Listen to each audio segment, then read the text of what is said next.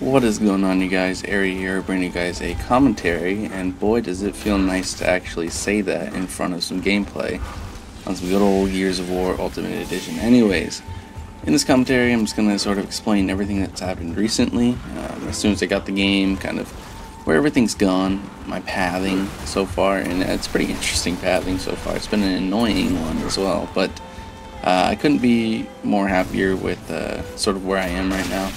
Anyways, to jump right into it, the first thing that happened when I got this was when I was playing the game. I was just playing the game. I wasn't really entirely sure the whole YouTube scenario, if I was even going to come back to begin with. But obviously I hit some stuff and whatnot, and I was saving it, and I ended up hitting like a really nice clip.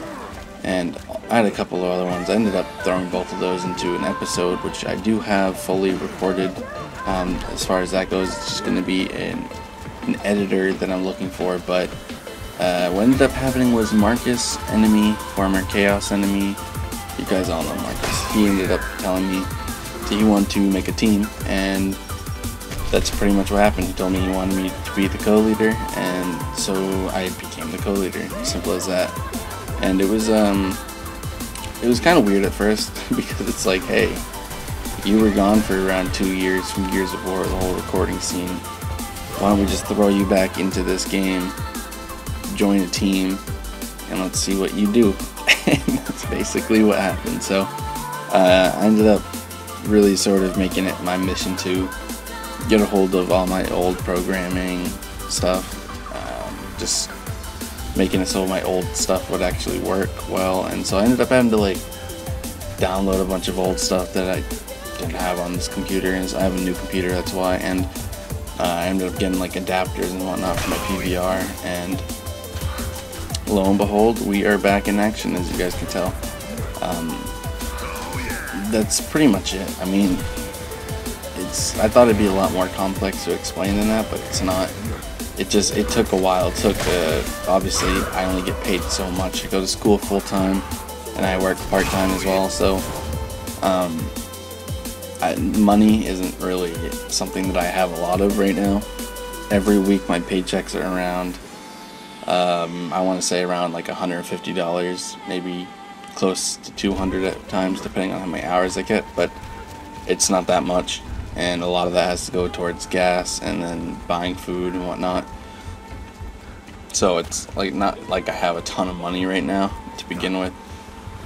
Definitely not a lot for leisure activities. So it took a few weeks to fully get operational again, and after a few weeks we are all set. We are able to record full games. We're able to do commentaries. I ended up buying a new gaming chair so my back doesn't fucking start killing me, and it's nice. It's actually pretty relaxing to be back and able to just make a video out of entertainment purposes, just because I want to, not because I have to. And it's different than what it was like before. Obviously there's still some pressure of hitting things, but that's obviously not an issue for somebody like me. That's what I've always done. So with that all being said, I'll sort of shift into the whole team aspect. Anyways, so the team that we're in is called Taken. We use this kind of like a hashtag symbol. It's always hashtag taken over. That's what we'll put in a lot of our tweets, a lot of the team tweeting stuff. I'm in charge of a lot of the social media aspects of it. So a lot of the times when I tweet about the team, I'll say something hashtag taken over. Just, I don't know, it's kind of like getting something trending in a sense. It's not really trending, obviously, by any means, but it's similar to that, where it's just a catchy little phrase. And obviously we are going to be abusing the shit out of that saying, because it's a badass saying. And so yeah, we go by Taken. It's also weird because Marcus used to always say, that man just got taken. So that's another little inside joke. But yeah, I like the Taken clan tag. I like the whole team Taken. It sounds kind of cool. It rolls off the tongue. And I don't know many people that actually don't like the sounding of it. So that's pretty cool. And like I said, I'm co-leader. Marcus is the leader. That's the only leadership we really have. We have obviously a head editor, and we'll have like a head GFX and stuff like that too. But that's another point. Also, I put 2 gameplays back to back in this commentary because both of them are only like 5 minutes long. So I was like, shit, well, I might as well just combine them. So yeah, we got the whole Marcus ended up doing this as well, but I figured out I'd put my 2 cents and my opinions and blah blah blah about like our guidelines for our team and whatnot in my own video, and you guys can go ahead and let me know what you guys think about that. Also, if you guys are interested in trying out by any means, feel free to hit us up. This is also going to touch into the whole guideline aspect, just because it's, as far as recruitment, like, I'll explain how we do ours. I thought that was going to be a certain headshot, and don't mind the sniper gameplay in the beginning of this game because it was pretty atrocious, I'm not going to lie. So, with that being said, we'll jump into the guidelines. So the way we work, me and Marcus have obviously been in some pretty big teams. We know how a lot of these big teams run, and we know how a lot of them operate, and we have a really good understanding on how good teams are supposed to be ran, as well as like good promotion. We have good connections to one another just from networking and whatnot, from being YouTubers, and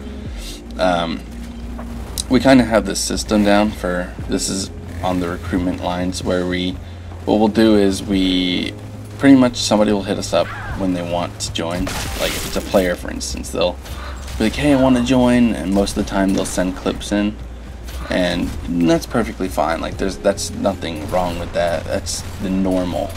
But that's kind of the issue that me and Marcus have, is me personally, I don't think that necessarily shows how good of a player you are, you know, because you could join a team based off the clips you have, but there's no sense of how long it took you to record for those types of clips. Because there's personal examples I'm not going to say just because I don't want to start beef with anybody, but I know people that have recorded for a year, maybe more, then tried out for a team, and obviously they got in, and then when they got into the team they didn't do jack shit, and that's basically what happened.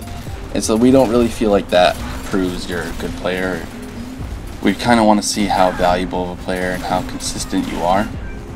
So the type of recruitment that we do is, once this person hits us up saying, hey, I want to join your team, we usually give them around a week or 2 and sort of get a feel for the type of stuff they can hit in a week.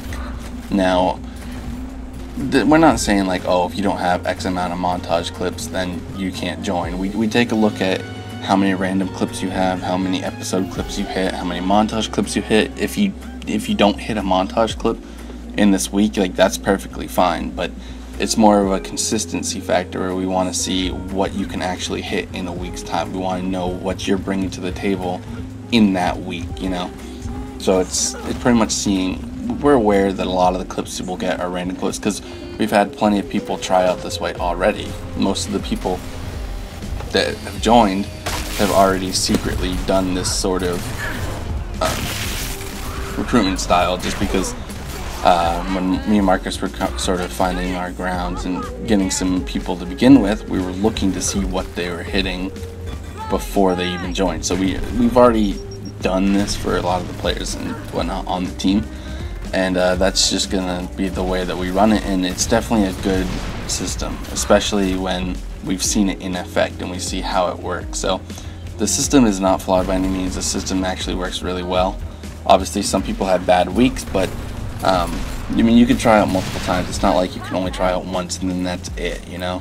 Like if you have a really bad week, some shit comes up, you know, that happens. Real life is definitely more important than a game. So when that happens, it's perfectly fine just to be like, hey, I had some bad luck hitting shit this game. Is there any way we can you know, redo this by any means? And most of the time we'll say, yeah, that's fine, and you know, you can bring to the table whatever you want after that, and you know, you can probably get in the second time you tried, but we just want to see the consistency of a player. That's really what it comes down to. Anyways, this gameplay is coming to an end. I know I only talked about the whole recruiting aspect for players, but GFX and graphics, it's pretty similar as well. Players mostly have that whole 1 to 2 week aspect on it. Anyways, this is Airy. Hope you guys enjoyed this commentary, and if you did, make sure to leave a like, and I will talk to you sexy bitches later. Peace.